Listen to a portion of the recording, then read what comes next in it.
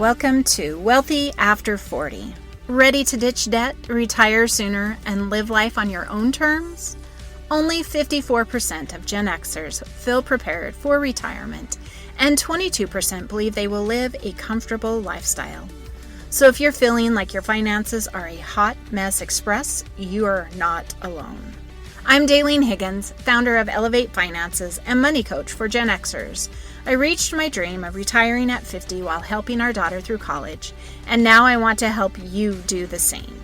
It's time to stop avoiding your finances like the plague and start having confident conversations about money. Join me every week to talk about personal budgeting, debt payoff, saving for retirement, money mindset, and leaving a legacy for future generations. Okay, friends, let's talk money. Today's episode is Reach Your Money Goals Faster with Expense Tracking Tools. Well, what is an expense tracking tool?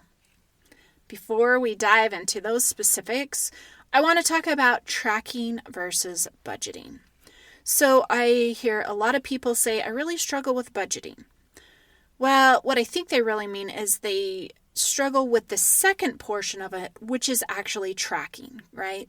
Our budget is our plan. It's our estimated expenses for the month. Things we can control, things we, don't control. Things happen during the month, and we try to stay on track and stay within the budget that we've created. But we don't have any crystal ball to tell us the future.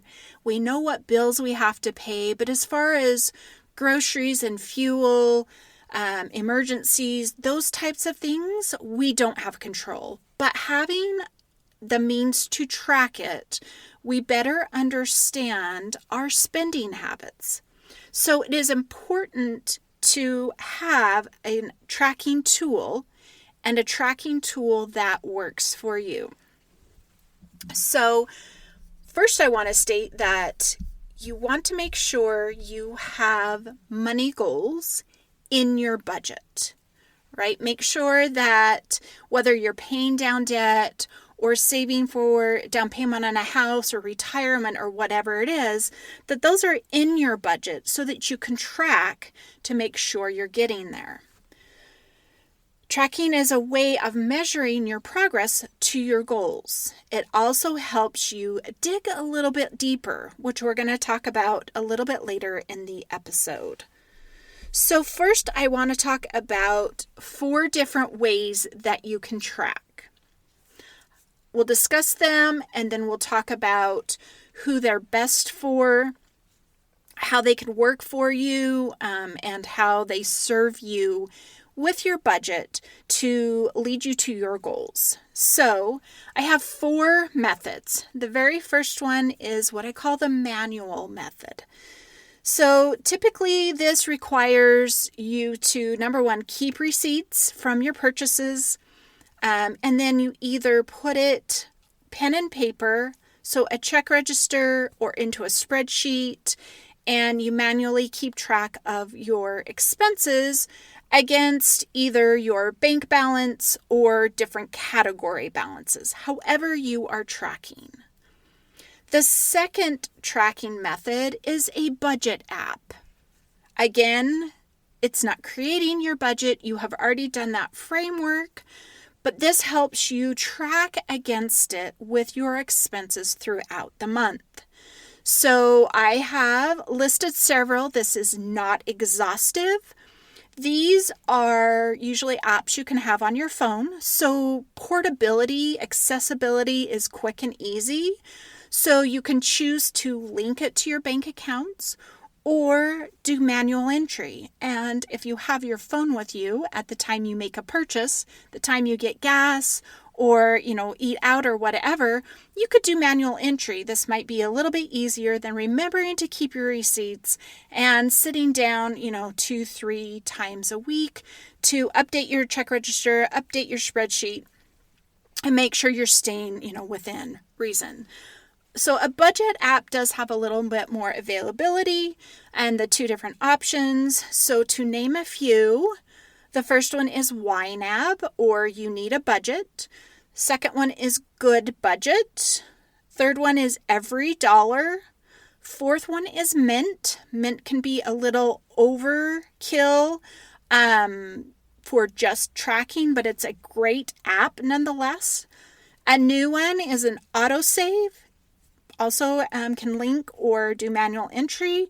And Honeydew, which is highly recognized if you are budgeting with a partner or a spouse, that you can both have access to the same information on Honeydew. And again, some of these do not link up to your bank account, and some do. If you choose to link up to your bank account, wait for the auto import. That's when you update your categories with your amounts and your expenses. Just know that there's going to be a delay, right? Obviously, it's not going to be in the moment. It may not even come through the next day through your bank account. So you have to remember that you do have that delay and be aware of your spending prior to that. So maybe manual entry is best if you're somebody who spends a lot, likes that up to date. You can also, on those that have the auto import, you can still do manual. And once it comes through, it clears it off and makes sure that you didn't forget one, right? And it's like a double check. So that has a couple of different advantages. Another way to tracking method is just with bank accounts. So I use the word bank, loosely because it could be credit union or high yield saving account, wherever. So you're going to use your bank accounts, and at a minimum, you're going to have 3. You could have up to 5. So you're going to have, on the 3, you're going to have a bills account, a spending account, and a savings account. So you're going to have your money deposited into one of these accounts. You're going to have a plan to get it separated to the 3. And then you're going to monitor, because you're going to make sure your bills are paid, right? But then your spending account, that you don't go over budget. You have that amount, you spend from it, and you can kind of just keep watch on that. 2 other accounts you could add to that method would be a debt account. So all debt comes out of there, or maybe you save it until you can pay off debt. And then another one would be your emergency fund. Your emergency fund, separate from your savings, because maybe your savings is for a goal and you need a separate one for your emergency funds. That one's a little more easier. You just have to watch your bank account. Simplicity is right there, but if you wanted to dive into the expenses, it does take a little bit more work. The 4th method is cash envelopes. So again, this one has a little bit to set up. You have auto pay for your bills or manual pay, and you keep those in the bank account with the checklist, and then everything else comes out in cash. When that cash runs out, you're out of money in that account, right? So that one's very simple. On the backside is that you've just got it right there. You know how much you have, you know when you run out, but it does take a little bit of setup. So again, those are the 4 tracking methods. You could do a hybrid. You can, kind of massage them to make them work for you, but there's 4 different ways that you want to track. Again, like I said, I think a lot of individuals, when they say they struggle with the budgeting, that creating the budget isn't necessarily the biggest hurdle. It's being able to track all month long against that budget, right? It's that staying consistent, staying top on my expenses, making sure I'm recording them wherever I decide to record them, or that I'm checking into those certain accounts, and being aware. So working with your money does involve a little bit of time, but developing the best system for you that works for you, that provides you, number one, the view that you need in the amount of time you want to spend so that you can track it to reach your goals. Ultimately, that is what we want. So how do you choose? How do you choose which tracking method? Here's a simple view on it. Hopefully this will help. If you are not a numbers nerd, I would choose bank accounts or cash envelopes. Again, a little bit of setup, making sure you have a flow of how that money is going in and out, where it's going to be. But once you get that done, there is not a lot of time, right?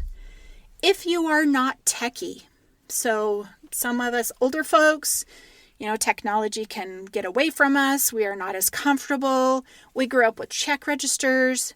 You can do that. Keep your receipts, use pen and paper, but you've got to make sure that you're writing them down and tallying that up often, right? So it takes another step. If you are a little techie, maybe not pen and paper, a little check register book, but maybe a spreadsheet, right? You can throw it into the spreadsheet, use your categories if you want. Check register kind of limits you to, your bank balance, but they're all good ways of tracking and keeping track of how much money you have. If you don't want to do manual entry, choose a budget app that will sync to your bank accounts and your credit cards. YNAB and autosave are two good suggestions. So if you don't care about the details, you just want to make sure you're not overspending, autosave is wonderful. It has a bills account, it has a credit card, and it doesn't let you use the credit card as credit. It's taking it right out of your bank balance, so you're not overgrowing that, and you can pay for it. But if you're somebody who likes to see details and you want to assign them to categories, then YNAB is the one that you want. Again, takes a little bit of setup, but then after that, it's at your fingertips. You always have your phone. Phones are so convenient nowadays, right? Log in, assign our transactions, know what we have to move forward. So as I said, tracking is the hurdle most individuals need to handle, take care of, and be able to get good at to be able to get better with their money, right? The key is to find a tracking method that works for you. Do you want to spend a lot of time? Do you have a lot of knowledge in what you're working with? Now, there's going to be a learning curve with everything, but if you're not progressing through that learning curve, you're not seeing some progress, then it might be time to try a different one. See if you can find somebody who's used one before. They can help you set it up. You've got to find it for your style. Once you get it set up, try using it. If you don't like it, maybe you're spending too much time on it, then look at one of the other methods. Look at how you can simplify it, but still get the end result of being able to, number one, not overspend, right? Make sure you're reaching your goals. I had a client who said, we had set her up on pen and paper, different categories. I said, you just need to keep track of it with your receipts. And then she had a credit card with Amazon, so she was going to have to do that. I think that it was just, she's like, I just don't want it to take that much time. I said, okay, how about a bank account, with the three of them? And she's like, oh, I like that. And, that worked for her. So trying one, maybe it won't work. Trying a different one for whatever reasons. But, you've got to find something that works. Being able to track your expenses will help you reach your goals. It will help you reach financial freedom and financial security. There's 3 ways it does this. It keeps you on track for saving or paying down debt. It helps you identify any overspending areas, right? So maybe you like to overspend in one area, or it can be just a visual as costs have gone up, right? We've seen inflation the last several, probably over a year now.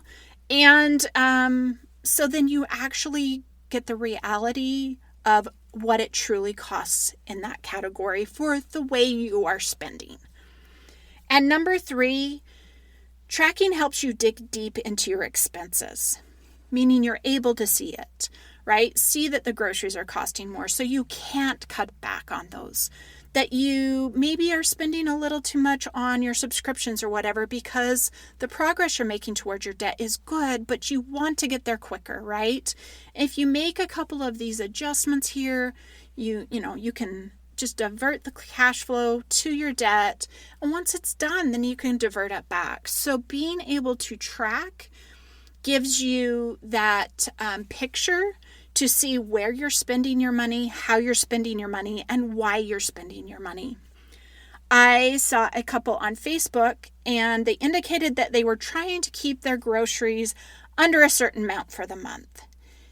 That was how they were going to save money. And I thought, without knowing, right, my first thought was, well, have you tracked before? Do you know what it's costing you? Do you know you have room to cut back? So it's really important to, once you begin your journey of, doing better with money, creating that budget and tracking it. Life is what it is. And when we set up a budget, we may not remember all those little things, right? 31 days is a long time to remember those little expenses, or we see things go up for such things as like the house payment because of escrow insurance. But working with tracking, I believe you need to spend, at least 3 months, assuming the system works for you. Work for it for 3 months before you start making those adjustments.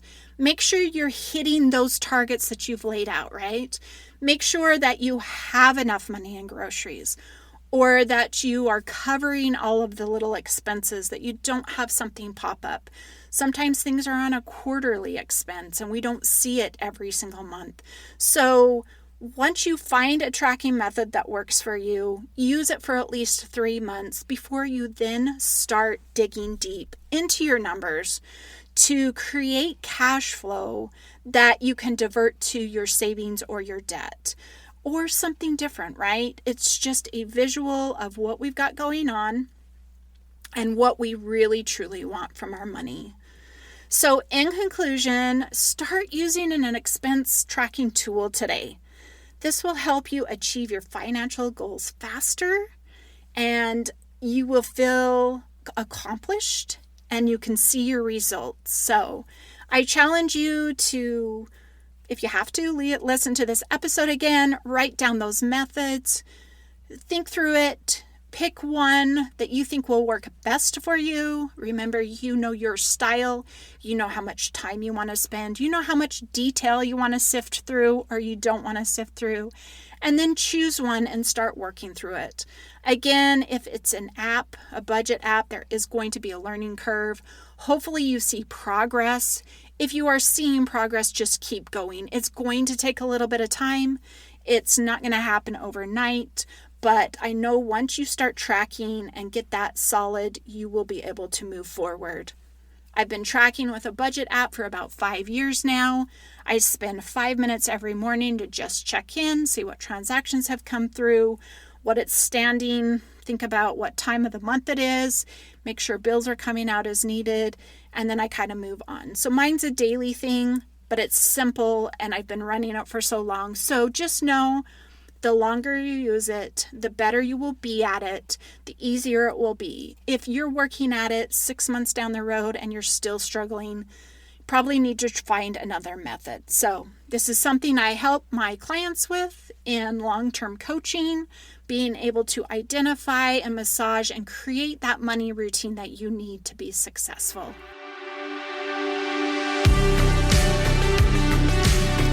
Thanks for listening. Every week my goal is to help you get one step closer to financial freedom and making confident decisions so your money starts working for you.